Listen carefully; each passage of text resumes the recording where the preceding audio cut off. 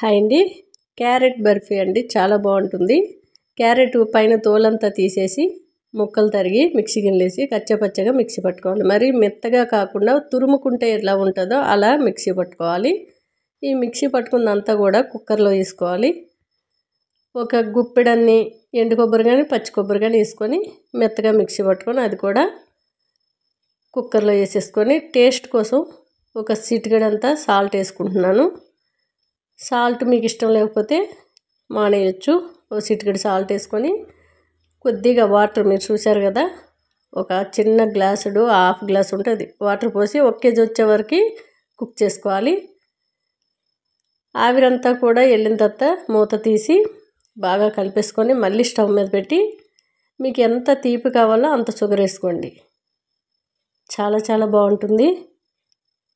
ఎవరికైనా బర్త్డేలు అయినప్పుడు కేకులకు కూడా ఇది చేసుకొని కట్ చేసుకోవచ్చు. అంత బాగుంటుంది. అలా పీసులుగా కూడా వస్తుంది. నేనైతే మీరు నెయ్యి ఉంటే నెయ్యి వేసుకోండి. నేను పాల మీగడ వేసుకున్నాను.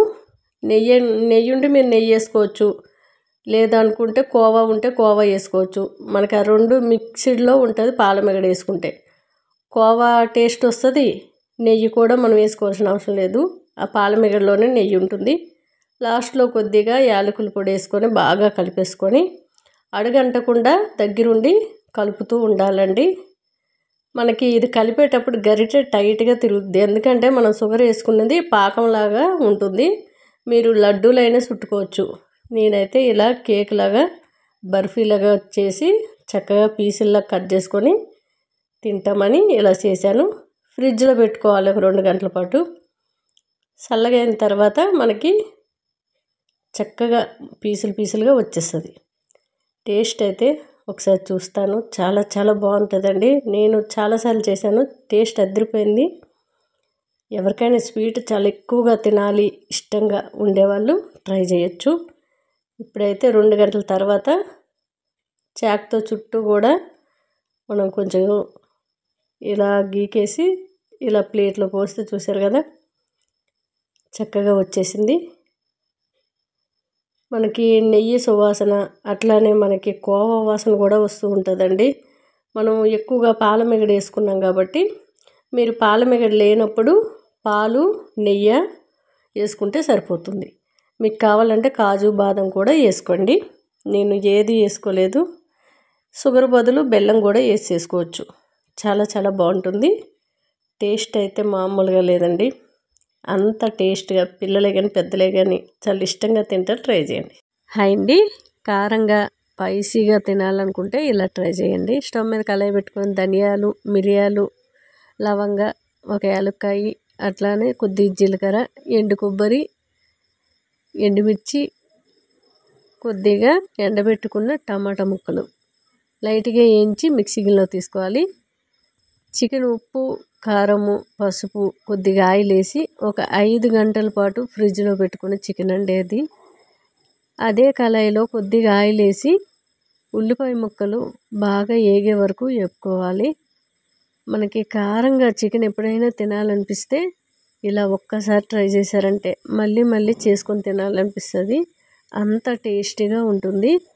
ఉల్లిపాయ ముక్కలు బాగా వేగిన తర్వాత ఒక స్పూన్ వరకు అల్లం వెల్లుల్లి పేస్ట్ వేసి పచ్చివాసన పోయే వరకు కూడా వేపుకున్న తర్వాత ఈ ఉప్పు, కారం, పసుపు, కొద్దిగా ఆయిల్ వేసి 5 గంటల పాటు ఫ్రిడ్జ్లో పెట్టుకున్న చికెన్ వేసేసుకొని బాగా కలిపి మూత పెట్టుకోవాలి. మూత పెట్టుకొని మధ్య మధ్యలో కలుపుతూ ఉడికించుకోవాలి. మిక్సీ గిన్నెలో వేయించుకున్నవన్నీ వేసుకొని బాగా మిక్సీ పౌడర్లాగా చూసారు కదా, మనకి లైట్గా రఫ్గా పొడిలాగా చేసుకోవాలి. చికెన్ పీసు మనకి బాగా వేగింది. ఇప్పుడు ఒక గ్లాసు వరకు వాటర్ పోసుకొని మూత పెట్టి కుక్ చేసుకోవాలి. మధ్య మధ్యలో కలుపుతూ ఉండాలి. మనం ఎప్పుడైనా సరే చికెన్ కానీ మటన్ కానీ తెచ్చేటప్పుడు శుభ్రంగా కడిగేసుకొని మనకి ఉప్పు, కారం, కొద్దిగా అల్లం వెల్లుల్లి పేస్టు, ఆయిల్ వేసి బాగా కలిపి ఫ్రిడ్జ్లో పెట్టుకున్నట్లయితే పీస్ అనేది ఉప్పు, కారం పట్టి మనం వండేటప్పుడు కూడా త్వరగా ఉడికిపోతుంది. అట్లాగే టేస్ట్ కూడా చాలా చాలా బాగుంటుంది.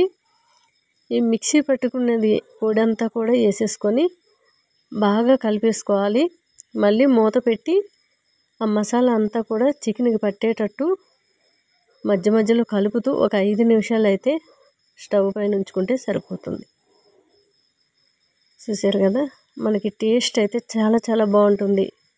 రైస్లో కలుపుకోవడానికి బాగుంటుంది, రోటీ అయినా బాగుంటుంది. మనకి పీస్ చూసారు కదా, సాఫ్ట్గా మెత్తగా చాలా టేస్ట్గా అయితే ఉంటుందండి. ఎవరికైనా కారంగా తినాలనిపించితే ఇలా ట్రై చేయండి. చికెన్ కానీ మటన్ కానీ ముందే మనం ఉప్పు కారం పెట్టుకుంటే ఆ టేస్టే వేరండి. సాఫ్ట్గా చాలా టేస్ట్గా అనిపిస్తుంది. ఒక్కసారి ఉండేవాళ్ళు మళ్ళీ ఇంకొకసారి తినాలి అలాంటి చికెన్ అనిపిస్తుంది. అంత బాగుంది. టేస్ట్ అయితే మామూలుగా లేదండి.